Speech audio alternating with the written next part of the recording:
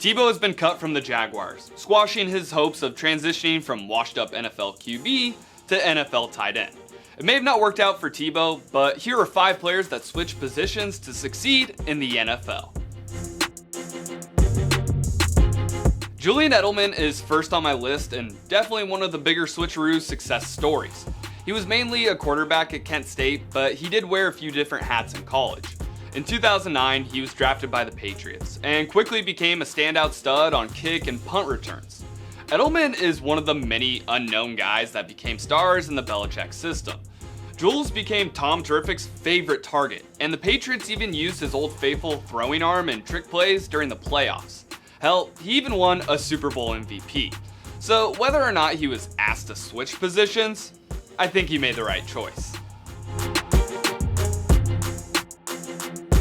While at Texas A&M, Ryan Tannehill played wide receiver for the first couple of years and then switched to backup quarterback to eventually starting QB. He was good enough to get drafted by the Dolphins in 2012 and was slightly above average in his time in Miami, or at least would surprise us and the Patriots every once in a while with a W against Tom. In 2019, he got traded to the Titans where he found more team success with their run-heavy offense thanks to Tractor Cito. Even though he's not pumping it downfield too often, he was still at least competent enough to not screw things up, and the Titans managed to claim the #1 spot in the AFC South in 2020. In 2015, Stanford wide receiver Ty Montgomery was drafted by the Packers. Heck, that might have been the last time they drafted some help for Aaron Rodgers. In his first season, he wasn't getting many touches, but when the Packers depth chart struggled in the running back position due to injury and Cheeseburger Eddie eating too many cheeseburgers, Montgomery made the transition to the backfield, which probably pissed off a lot of fantasy football freaks because it messed up their precious points.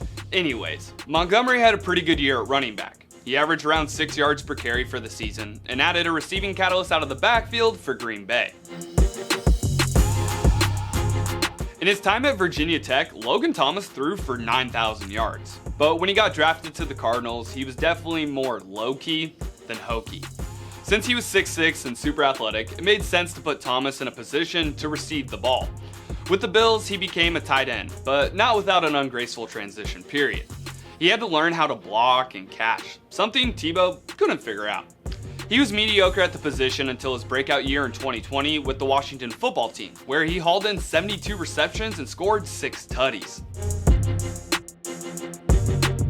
When you think of Devin Hester, you obviously think of the most dangerous kick and punt returner of all time.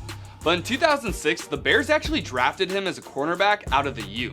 He quickly shined on special teams like he had done so for the Canes in college. With his blazing speed, he also earned a lot of playing time as an offensive Swiss Army knife, coming out of the backfield and lining out wide for Jay Cutler to dump it off and let the man cook.